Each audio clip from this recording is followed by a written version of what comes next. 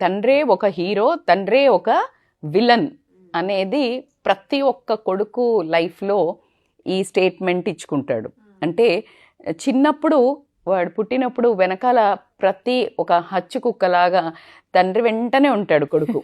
అంటే అది హచ్చు డాగ్ లాగా వెనకాలే తిరుగుతుంటారు. ప్రతి చోటకి తండ్రి కూడా తీసుకెళ్తాడు ఒక గర్వంగా, అంటే నా కొడుకు అని వాడిని.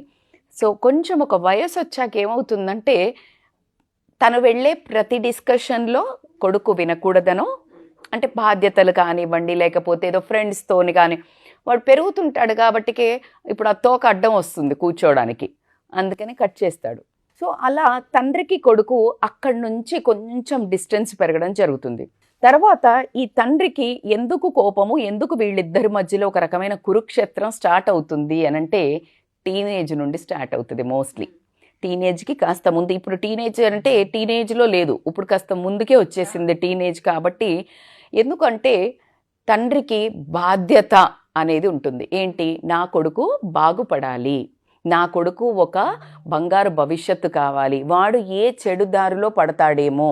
దీని వెనకాల ఈ అభద్రతా భావం ఎందుకు వస్తుందంటే ఈ తండ్రి ఫ్లాష్ బ్యాక్ ఒకటి ఉంటుంది.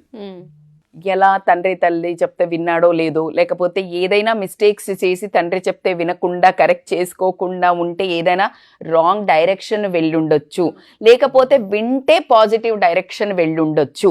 నా కొడుకు కూడా వినాలి. ఒకటి బాధ్యతతో కూడిన కరెక్షన్, రెండోది వచ్చేసి ఖచ్చితంగా ఒక చాదస్తం ఉంటుంది.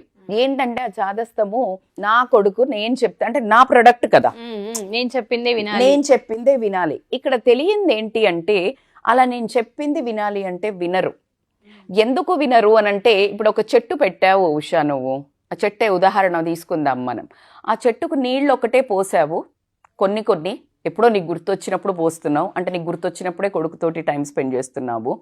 సరిగ్గా కమ్యూనికేట్ చేయట్లేదు, మంచిగా నీళ్లు పోయట్లేదు.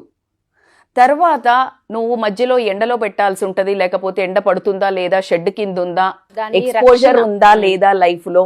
నువ్వు ఆ ఎక్స్పోజర్ ఉన్నప్పుడు ఎవరైనా ఉంచుతున్నారా, దాన్ని ఏమన్నా డిస్టర్బ్ చేస్తున్నారా చెట్టుని, ఇలా గమనించడం వరకే నీ బాధ్యత. కానీ అదే నువ్వు ఆర్గానిక్గా ఏదన్నా మంచి ఎరువులు వేస్తున్నావు అంటే, వీడికి కూడా అవసరం ఉన్న స్కిల్స్ నేర్పిస్తున్నావు, అవసరం ఉన్న ఒక స్పిరిచువల్ జర్నీ వైపు తీసుకెళ్తున్నావు, నీ ఫ్యామిలీలో మంచి చెడు చూపిస్తున్నావు, నీ తల్లిదండ్రులతో గౌరవం నువ్విస్తున్నావు. ఇవన్నీ ఏంటి, ఆర్గానిక్ యూరియా. చెట్టు పళ్ళిస్తుందా ఇయ్యదా? ఖచ్చితంగా ఇస్తుంది. ఇదేమీ చెయ్యలేదు, నువ్వు చెట్టు పెట్టావు పళ్ళు ఇవ్వట్లేదంటే ఎలా వస్తుంది? అసలు దానికి పోషణే లేదు.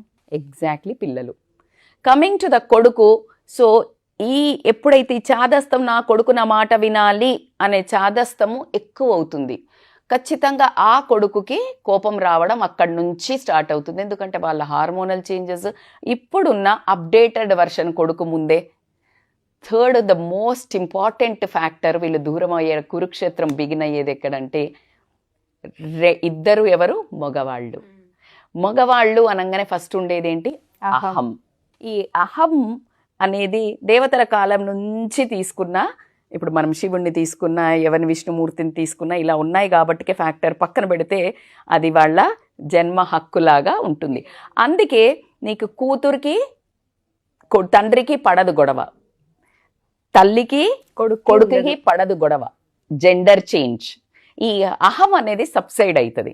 ఎప్పుడైతే కొడుకు తండ్రిది గొడవ స్టార్ట్ అవుతుందో, భయంకరంగా ఎప్పుడైతే గొడవ కొట్లాట అవుతుందో, అది వాళ్లకు ఆ క్షణానికి అలా కనుమరుగైనట్టు అనిపించినా కానీ జీవితాంతము మనసులో ఉండే గొడవలుగా ఉంటాయి. దాదాపు క్షమించుకోలేనంతగనము ఉంటుంది. ఒకవేళ తల్లి కొడుకు గొడవ పడితే మరుసటి రోజు కల్లా వాళ్ళిద్దరూ ప్యాచప్ అవుతారు. కానీ తండ్రి కొడుకు గొడవ పడితే కొంతమంది జీవితాంతం మాట్లాడని వాళ్ళు ఉన్నారు, కొన్ని నెలలు మాట్లాడని వాళ్ళు ఉన్నారు, కొన్ని యుగాలు మాట్లాడని వాళ్ళు ఉన్నారు. అది వాళ్ళ డెత్ వరకు పోయిన రోజులు, పోయిన సంబంధాలు, పోయిన చాలా మందికి ఎక్స్పీరియన్స్ ఉంటుంది.